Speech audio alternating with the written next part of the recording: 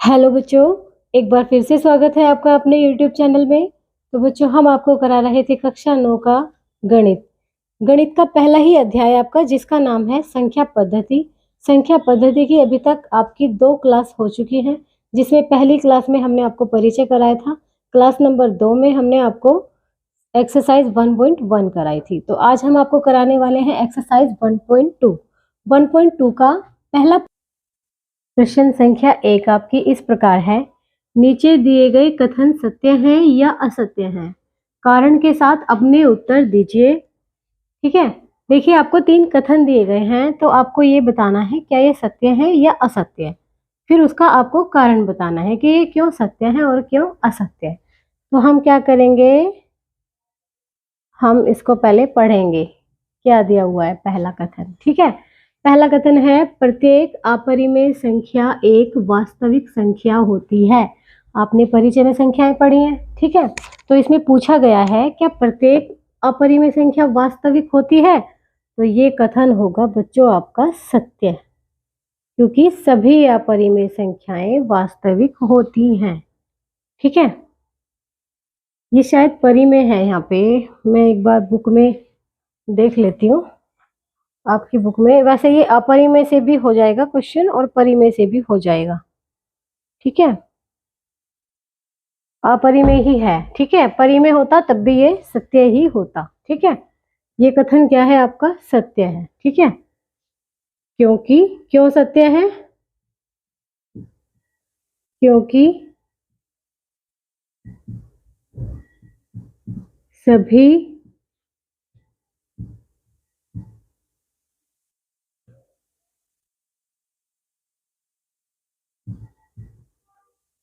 वास्तविक संख्याओं में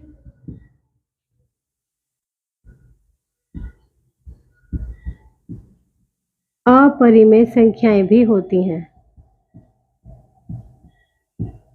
ठीक है, अपरिमेय संख्याएं भी होती हैं।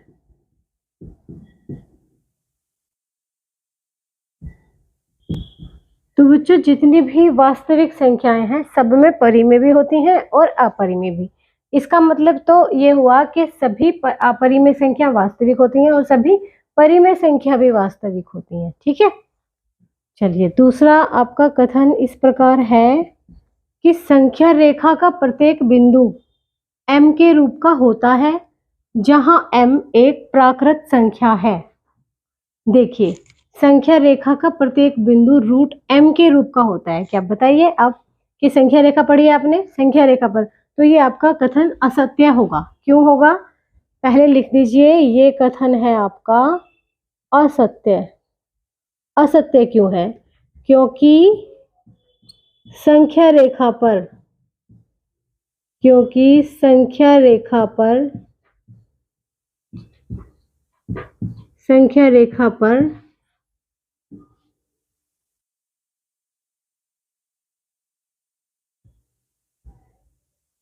संख्याएं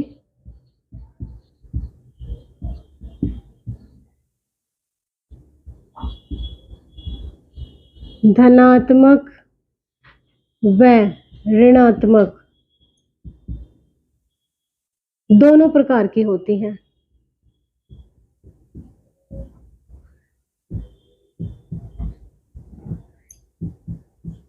दोनों प्रकार की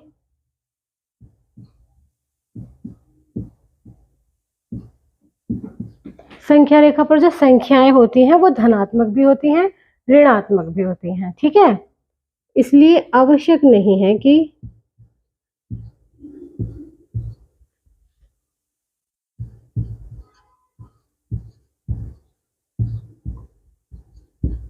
आवश्यक नहीं है कि प्रत्येक बिंदु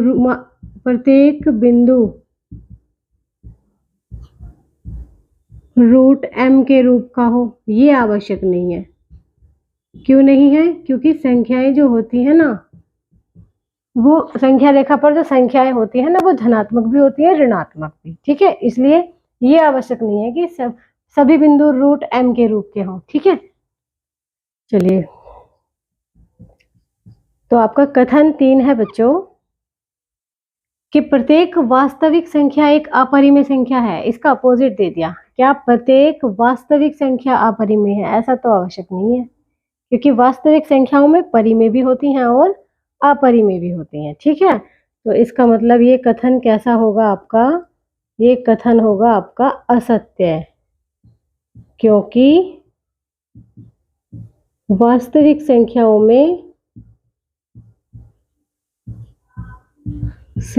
में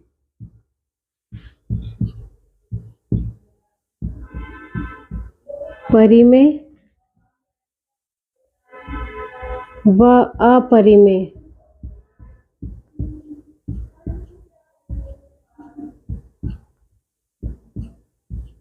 दोनों प्रकार की संख्याएं होती हैं।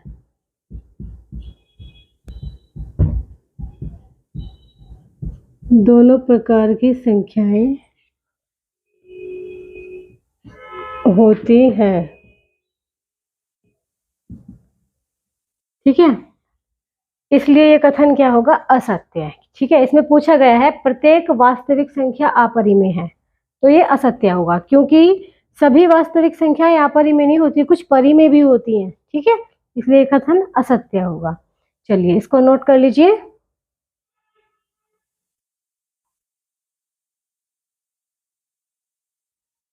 आइए बच्चों, प्रश्न संख्या 2 आपकी इस प्रकार है, क्या सभी धनात्मक पूर्णांकों के वर्गमूल अपरिमेय होते हैं? यदि नहीं, तो एक ऐसी संख्या के वर्गमूल का उदाहरण दीजिए जो एक परिमेय संख्या है। ठीक है, तो इसमें पूछा गया है कि सभी धनात्मक पूर्णांकों के वर्गमूल अपरिमेय होते हैं? ऐसा तो आवश्यक नहीं है। तो इसके हल में क्या आएगा? सॉल्यूशन में इसके के सभी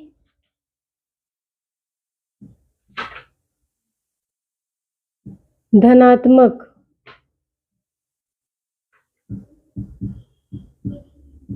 पूर्णांकों के वर्गमूल अपरिमेय नहीं होते। ऐसा आवश्यक नहीं है। क्यों नहीं होते? इसके लिए हम आवश्यक नहीं है ऐसा। ठीक है, सभी धनात्मक पूर्णांकों के वर्गमूल अपरिमेय हो ऐसा आवश्यक नहीं है, परिमेय भी हो सकते हैं। क्या करेंगे? हम एक उदाहरण लेंगे। हम 1 से 9 तक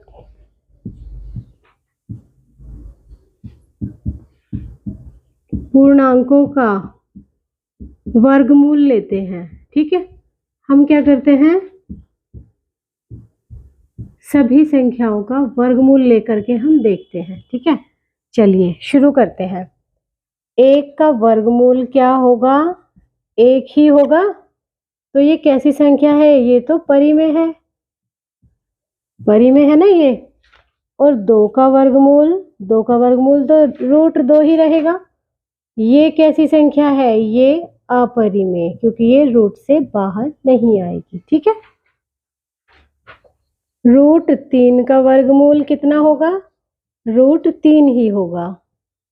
तो ये कितना होगा? ये क्या होगा? अपरिमेय। ठीक है, √4 का वर्गमूल आपका आ जाएगा 2। वर्गमूल आपको आते ही होंगे। ठीक है, तो 4 का वर्गमूल 2 होगा, तो ये हमारी होगी परिमेय संख्या। ठीक है, और √5 का वर्गमूल √5 ही होगा, तो ये आपकी होगी अपरिमेय संख्या।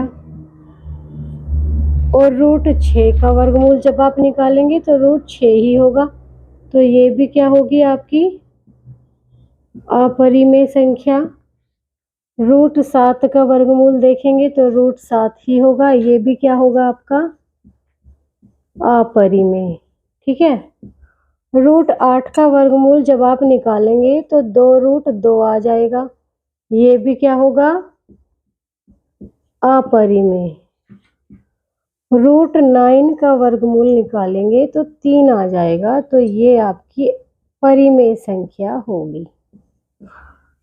तो हमने 1 से 9 तक की संख्याओं के वर्गमूल में देखा कि 1 का वर्गमूल परिमेय है और 4 का वर्गमूल परिमेय है और 9 का वर्गमूल परिमेय है।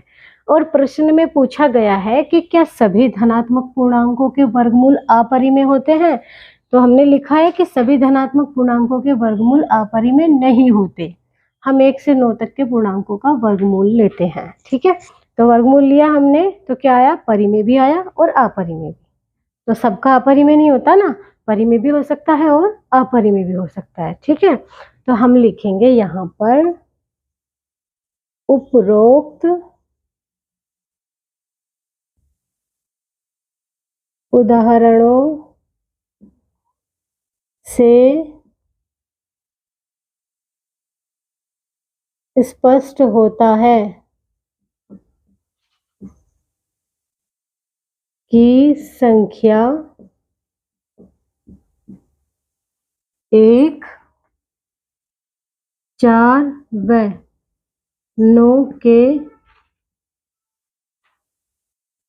वर्गमूल परिमेय है।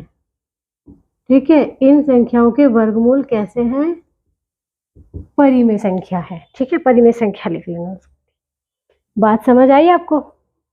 बहुत ही सिंपल क्वेश्चन है, बहुत ही आसान क्वेश्चन है। ठीक है, चलिए इसको नोट कर लीजिए। प्रश्न संख्या 3 मैं आपको कॉपी पर कराऊंगी क्योंकि उसमें आपको प्रकार और पेंसिल की आवश्यकता होगी। ठीक है, चलिए नोट कर लीजिए।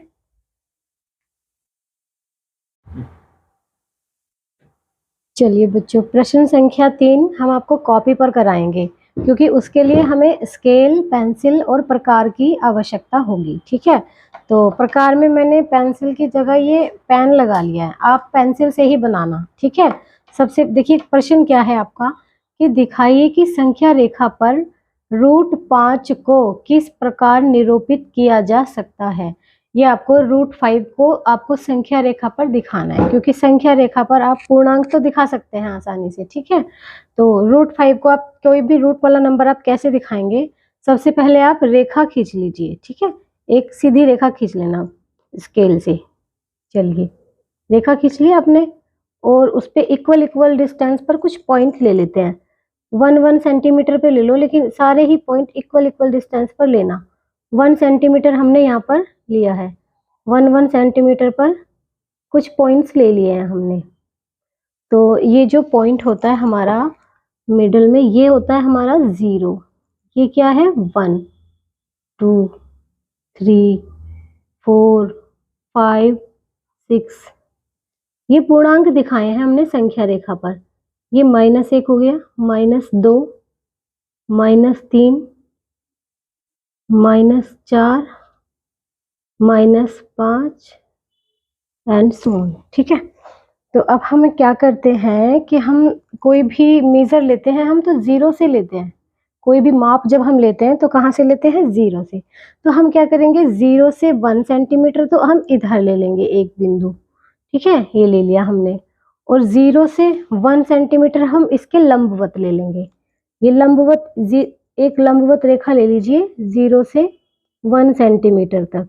तो जो ये बिंदु लिया था हमने, ये बिंदु हमारा मान लिया हमने क्या था? O। और ये बिंदु जो है हमारा वो क्या है? A। OA कितना ले लिया हमने? 1 सेंटीमीटर। ठीक है, और ये जो दूसरा बिंदु है हमारा, ये क्या है? B। तो AB हमारा कितना हो गया? ये भी कितना हो गया हमारा? 1 सेंटीमीटर। ये भी 1 सेंटीमीटर है और ये भी 1 सेंटीमीटर है। तो इस चीज को हम यहाँ लिख लेते हैं। ठीक है, तो क्या लिखेंगे हम? OA बराबर 1 इकाई, 1 यूनिट लिया हमने। ठीक है, इसी तरह AB बराबर 1 इकाई, मतलब AB भी कितना है? 1 यूनिट है। ठीक है, अब देखेंगे हम कि समकोण त्रिभुज बनेगा जब हम इसको O से हम B को मिला देंगे तो हमारा क्या बनकर आएगा? समकोण त्रिभुज। क्योंकि ये रेखा हमने क्या ली है? इसके लंबवत ली है। ठीक है, तो क्या लिखेंगे हम? समकोण त्रिभुज AOB में कौन सी प्रमेय लगाएंगे? आपने पढ़ी होगी, पाइथागोरस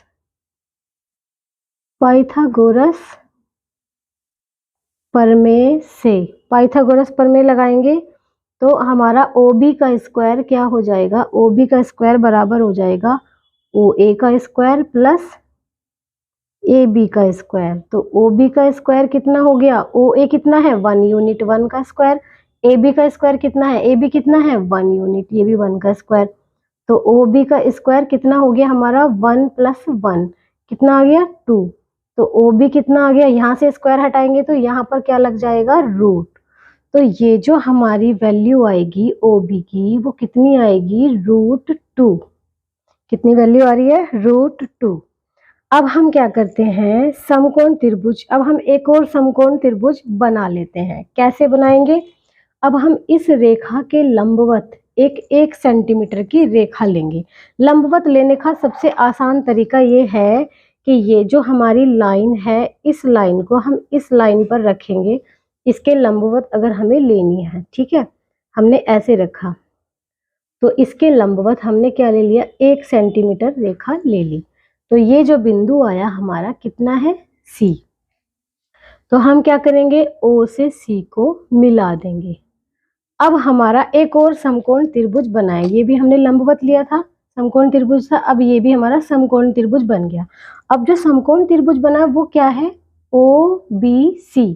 अब हम सेम ऐसे ही लिखेंगे कि समकोण त्रिभुज OBC में, अब इस समकोण त्रिभुज में लेंगे OBC में क्या है, ये तो हमारा √2 है, ये हमने 1 यूनिट लिया है, ठीक है। तो क्या होगा कि OB का सेम ऐसे ही पाइथागोरस प्रमेय लगाएंगे। लिख दीजिए, यहाँ पर लिख देते हैं पाइथागोरस प्रमेय से। पाइथागोरस प्रमेय से क्या होगा OB का वर्ग बराबर, सॉरी OC का लिखना था हमें, OC का वर्ग बराबर OB का वर्ग प्लस BC का वर्ग। तो OC का वर्ग, ये OC है, OC कर्ण बना है ना, समकोण के सामने वाला क्या होता है कर्ण, कर्ण का वर्ग क्या होता है लंब का वर्ग प्लस आधार का वर्ग। OB का वर्ग, OB आधार है, कितना है √2 का वर्ग प्लस BC का वर्ग, BC कितना है 1, 1 का वर्ग। तो ये OC का वर्ग कितना हो गया √2 का वर्ग कितना हो गया 2 प्लस 1 का वर्ग कितना हो गया 1, तो ये कितना आ गया 3। तो OC कितना हो जाएगा, यहाँ से जब स्क्वायर हटेगा तो 3 पर क्या लग जाएगा √3 वैल्यू आ गई। तो ये OC की वैल्यू आई हमारी, कितनी आई है √3, ठीक है। सेम ऐसा ही प्रोसेस हम एक बार फिर से करेंगे। इस बार हम क्या करेंगे OC के लंबवत एक और रेखा ले लेंगे। लंबवत लेने का सबसे आसान तरीका, इस लाइन पर हम स्केल की ये लाइन रखेंगे, ये लाइन रखी स्केल की, और हमने 1 सेंटीमीटर ही हमने सेम डिस्टेंस 1 सेंटीमीटर ले रखी है हमने, तो यहाँ भी हम 1 सेंटीमीटर लेंगे, ये हमारी 1 सेंटीमीटर होगी, ठीक है। और इस बिंदु को हम मान लेंगे D। CD हमने 1 सेंटीमीटर ले लिया। अब इसको D को हमने किससे मिला देना है O से मिला देना है। तो जो ये OD हमारा बनकर आएगा ये कितना होगा हम निकालेंगे, इसमें समकोण त्रिभुज OCD में पाइथागोरस प्रमेय से, पाइथागोरस प्रमेय लगाएंगे तो OD का वर्ग कितना आएगा, OD का वर्ग बराबर कितना आएगा OC का वर्ग प्लस CD का वर्ग। तो OD का वर्ग होगा, OC कितना है √3 का वर्ग प्लस CD कितना है 1 का वर्ग। तो OD का वर्ग आ जाएगा 3 जमा 1, √3 का वर्ग कितना होगा 3 और 1 का वर्ग कितना होगा 1। तो OD का वर्ग कितना आ गया 4। तो जब यहाँ से स्क्वायर हटाएंगे तो OD कितना आ जाएगा √4, √4 की वैल्यू कितनी होगी 2। तो OD हमारा कितना आ गया 2, ठीक है। अब हमें वैल्यू लेकर आनी है √5 की।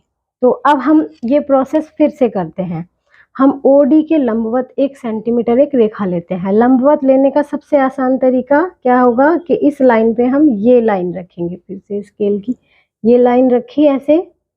चलिए 1 सेंटीमीटर ले लीजिए, 1 सेंटीमीटर ले ली। फिर हमने क्या करना है, इसको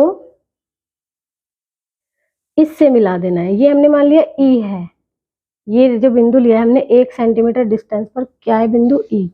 ओ से हम क्या करेंगे, ई को मिला देंगे। जब मिलाएंगे तो हम इसकी वैल्यू निकालेंगे। अब ये लंबवत लिया है तो ये क्या होगा, ऐसा इसमें एंगल बनेगा लंबवत का। ठीक है, तो क्या लिखेंगे, समकोण त्रिभुज ODE में पाइथागोरस प्रमेय से, पाइथागोरस प्रमेय से हम क्या करेंगे कि OE का वर्ग बराबर, डायरेक्ट लिख देंगे हम, ये 2 है वैल्यू हमारी, ये कितनी है 1, 2 का वर्ग प्लस 1 का वर्ग, यहाँ स्पेस नहीं है मैं यहाँ लिख दे रही हूँ। 2 का वर्ग कितना होता है 4, 1 का वर्ग कितना होता है 1, 4 और 1 कितना आ गया 5, तो OE कितना आ गया हमारा, 5 पे जब रूट लगेगा तो कितना आ जाएगा √5, यहाँ से स्क्वायर हटेगा तो यहाँ पे क्या लग जाएगा रूट। OE की वैल्यू कितनी आ गई हमारी √5, यही हमारी डिस्टेंस है √5।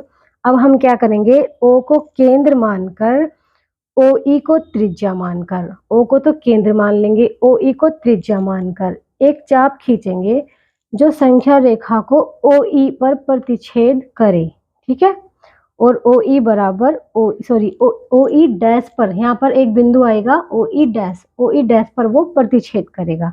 ठीक है, तो हम क्या करेंगे कि हम प्रकार में ये डिस्टेंस लेंगे √5 डिस्टेंस ले ली प्रकार में।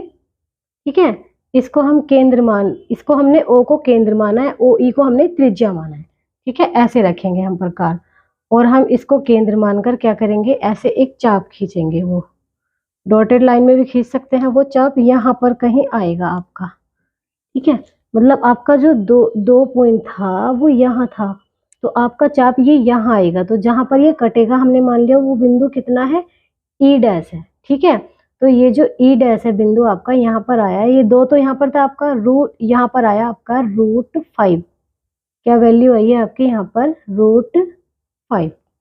ठीक है, यही हमें लेकर आना था, हमें संख्या रेखा पर √5 को निरूपित करना था।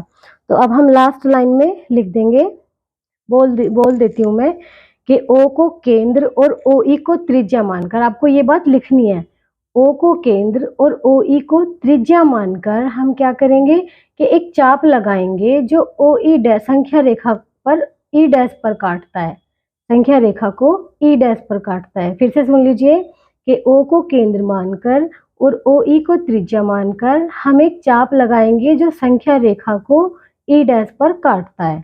ठीक है, तो जो ये E डैश हमारा बिंदु होगा यही हमारा √5 होगा। ठीक है, तो OE डैश जो ये हमारी डिस्टेंस होगी ना OE डैश, ये कितनी होगी √5। चलिए नोट कर लीजिए, इसको भी अच्छे से समझ लेना, इसको बहुत आसान है। मिलते हैं फिर अगली वीडियो में। इसके बाद बच्चों हम कराएंगे आपको एक्सरसाइज 1.3, तब तक के लिए आप इसको अच्छे से समझ लीजिए, नोट कर लीजिए।